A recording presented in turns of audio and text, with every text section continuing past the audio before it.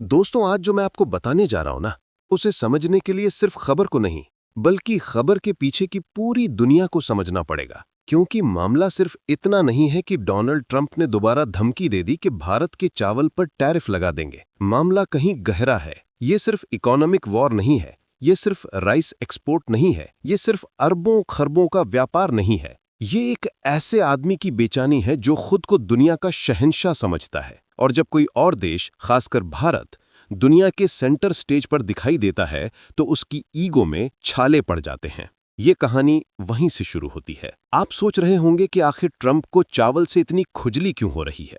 चावल तो अमेरिका की अर्थव्यवस्था का भी कोई बहुत बड़ा हिस्सा नहीं है। भारत के एक्सपोर्ट का भी 5% से कम हिस्सा है। फिर इतना ड्रामा क्यों? असल वजह चावल नहीं है। असल वजह वो दो तस्वीरें हैं जो पिछले दिनों दुनिया ने देखी। एक तरफ व्लादिमीर पुतिन दिल्ली में प्रधानमंत्री मोदी के साथ खड़े दिखाई दिए, और दूसरी तरफ खबर आई कि यूक्रेन के राष्ट्रपति ज़ेलेंस्की भी भारत आने वाले हैं।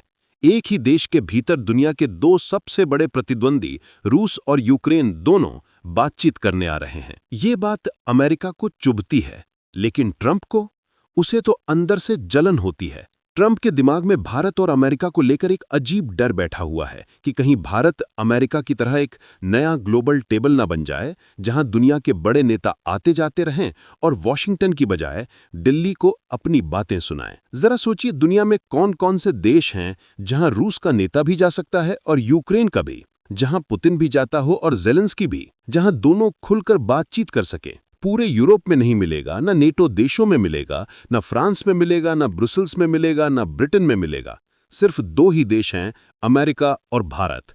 और आज की तारीख में अमेरिका भी उतना भरोसेमंद नहीं है जितना पहले था। ट्रंप के अंदर ये बात चुभती है कि भारत अब दुनिया का ऐसा पावर सेंटर बन रहा है जहां दुश्मन भी बातचीत करने पहुंच रहे हैं। ट्रंप की राजनीति कैसी है? धमकी, दबाव, टैरिफ, चिल्लाना, फोटो खिंचवाना और कैमरे के सामने बोलना कि 2 मिनट में सब सेट कर दूंगा।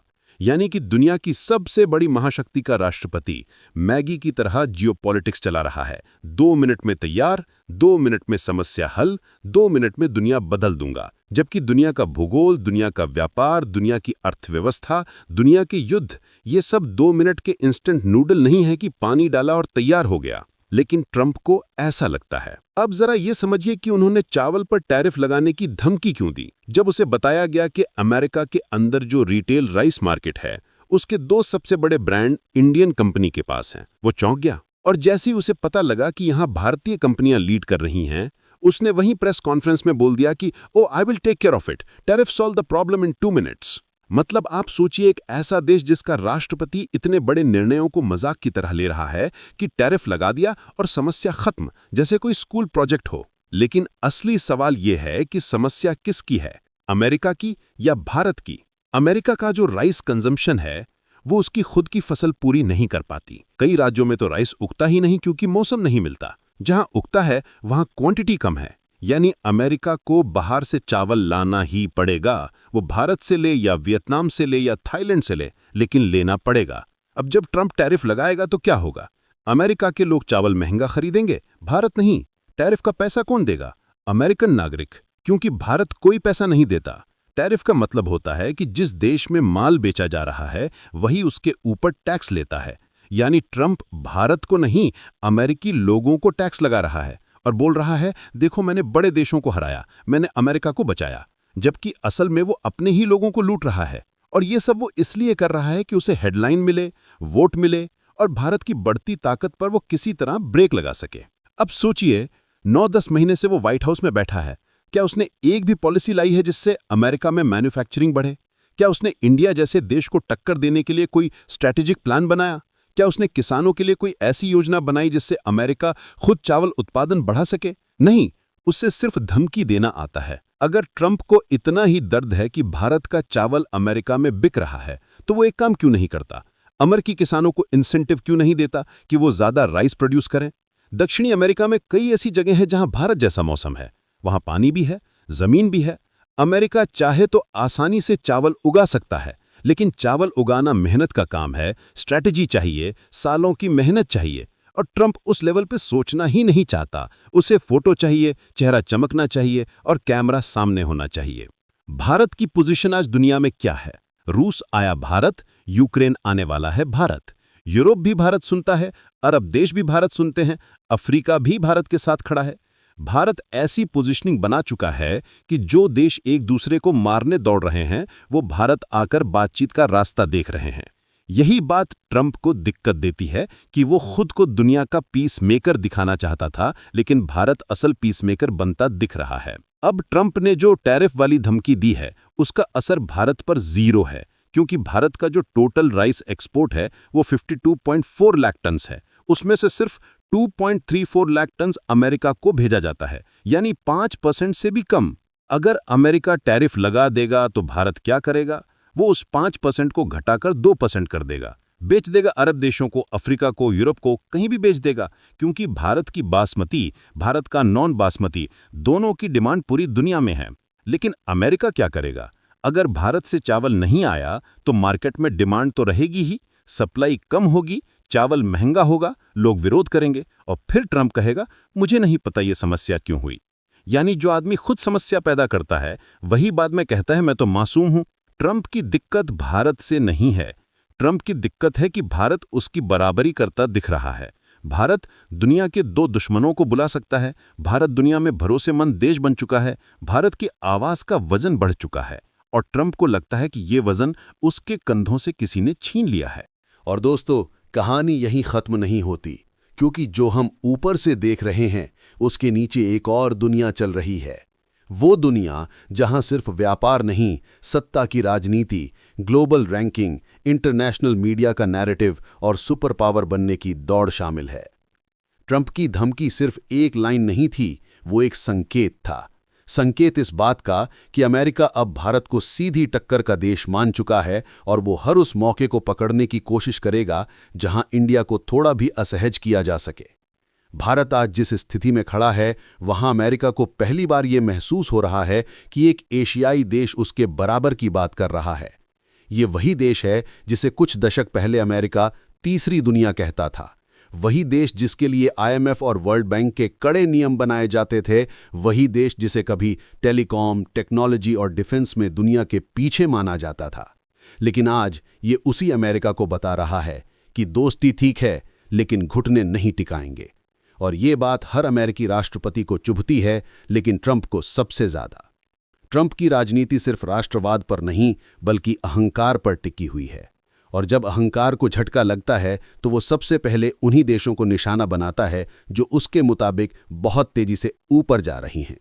यहां आपको ट्रंप का 2019 याद दिलाता हूं, जब उसने भारत पर टैरिफ बढ़ाए थे। तब भारत ने तुरंत जवाब में अमेरिका से आने वाले 28 उत्पादों पर टैरिफ बढ़ा दिए। अमेरिका की बादाम इंडस्ट्री को तब इतना बड़ा झटका लगा कि कैलिफोर्निया के किसान व्हाइट हाउस के बाहर विरोध कर रहे थे। वो पहली बार था जब उन्हें पता चला कि भारत उनके लिए कितना बड़ा मार्केट है। और दूसरी बार आज, यानी इतिहास खुद को दोहरा रहा है, लेकिन इस बार भारत पहले से ज्यादा मजबूत स्थिति में है। अब जरा सोचिए, पुतिन भारत आए, पूरी पश्चिमी दुनिया रूस पर प्रतिबंध लगा रही है, लेकिन भारत खुलकर बात कर रहा है। इसका मतलब क्या है? इसका मतलब है कि भारत आज हर बड़ी टेबल पर जगह रखता है। चीन, रूस, अमेरिका, यूरोप, सबके साथ रिश्ते। और अब सुनने में आया है कि यूक्रेन के राष्ट्रपति ज़ेलेंस्की भी भारत आने वाले हैं। ये अमेरिका के लिए एक बड़ा संकेत है कि भारत सिर्फ निष्पक्ष नहीं है, बल्कि मध्यस्थता की नई राजधानी बन रहा है। यानी जो काम कभी सिर्फ संयुक्त राष्ट्र या व्हाइट हाउस करते थे, अब भारत भी कर सकता है। अब आप सोचिए, अगर भारत वाकई यूक्रेन रूस युद्ध में बातचीत का रास्ता निकाल लेता है तो दुनिया में पावर बैलेंस किसके हाथ में चला जाएगा? अमेरिका के नहीं, यूरोप के नहीं, किसी G7 देश के नहीं, बल्कि भारत के। और यही तो वो जगह है जहां ट्रंप का दर्द शुरू होता है। चावल तो बहाना है, असली खेल सत्ता का है, इमेज का है और उस फोटो का है जो दुनिया के अखबारों में छपती है। ट्रंप चाहता था कि रूस और यूक्रेन उसके पास आएं, लेकिन रूस भारत के पास आया और अब यूक्रेन भी भारत आने को तैयार है। इसका मतलब क्या हुआ? अमेरिका की वो इमेज जो दशकों से बनी हुई है कि बड़े बड़े विवाद वहीं सुलझते हैं, अब वो इंडिया की तरफ शिफ्ट हो रही है। ये ट्रंप के लिए कोई छोटी बात नहीं, इसलिए वो हर उस जगह वार करेगा जहां भारत को वो असहज कर सके। लेकिन कहानी का दूसरा हिस्सा और भी रोचक है कि क्या ये टैरिफ भारत को रोक पाएंगे? बिल्कुल नहीं। भारत के पास आज इतनी बड़ी डिमांड है कि अगर अमेरिका चावल नहीं लेगा तो Europe, Africa, middle east, Asia के दर्जनों देश लाइन में खड़े हैं। भारत के पास आज अनाज का भंडार इतना बड़ा है कि अमेरिका जैसा एक अकेला देश भारत को परेशान नहीं कर सकता। और अब बात करें अमेरिका की पॉलिसी की। अमेरिका का पूरा सिस्टम इस समय गड़बड़ में है। इन्फ्लेशन बढ़ रहा है, फूड प्राइस बढ़ रहे हैं, सप्लाई चेन टूट चुकी है और ट्रंप की धमकियों से हालात और खराब होंगे। आप सोचिए, अगर किसी देश में अचानक चावल महंगा हो जाए तो पहला विरोध किससे होगा? सरकार से। और सरकार किसकी है? ट्रंप की। यानी वो अपने ही लोगों को परेशान करके भारत को कह रहा है, मैंने तुम्हें हरा दिया। क्या ये तर्कसंगत है? बिल्कुल नहीं। क्या ये राजनीतिक है? पूरी तरह। क्या ये काम करेगा? बिल्कुल नहीं। ट्रंप असल में भारत को चावल पर नहीं, उसकी बढ़ती ताकत पर टक्कर दे रहा है। लेकिन दुनिया 1990 वाली नहीं है। आज भारत को रोकना एक या दो देशों के बस में नहीं है। भारत की छवि, भारत की कूटनीति, भारत की अर्थव्यवस्था और भारत की नेतृत्व क्षमता इस स्तर पर पहुंच चुकी है जहां दुनिया को भारत के साथ चलना ही पड़ेगा। पुतिन का भारत आना सिर्फ एक दौरा नहीं था, वो इस बात का संकेत था कि रूस भारत को अपना असली पार्टनर समझता है। ज़ेलेंस्की का भारत आना यह दिखाता है कि यूक्रेन भी समझता है कि अगर कोई उन्हें रूस से रोक सकता है या कम से कम बातचीत में ला सकता है तो वो भारत है। अमेरिका सिर्फ दूर बैठकर ट्वीट कर सकता है या टैरिफ लगा सकता है, लेकिन जमीन पर बदलाव लाने की क्षमता आज भारत में है। और यही वजह है कि अमेरिका का दर्द बढ़ रहा है। चाहे वो चुनाव हो, व्यापार हो, ग्लोबल बैठकों का मंच हो या अंतर्राष्ट्रीय राजनीति, भारत हर जगह अपनी पकड़ मजबूत करता जा रहा है। और जब कोई देश इस मुकाम पर पहुंचता है तो दुनिया के पुराने खिलाड़ी उसे रोकने की हर कोशिश करते हैं, लेकिन भारत का आणविक दिमाग, उसकी कूटनीति और उसकी जनशक्ति मिलकर ऐसे हर दबाव को जवाब देने की क्षमता रखती है। आज अगर भारत चाहे तो अमेरिका को चावल महंगा बेच सकता है, चाहे तो बंद भी कर सकता है, चाहे तो दूसरे देशों का सप्लाई मजबूत कर सकता है। और सबसे बड़ी बात, भारत अब किसी धमकी से नहीं डरता है। कहानी का असली अंत यह है कि दुनिया अब बहुध्रुवीय यानी मल्टीपोलर बन चुकी है। अमेरिका जैसे देश अब अकेले फैसले नहीं ले सकते। दुनिया को सुनना होगा कि भारत क्या कह रहा है।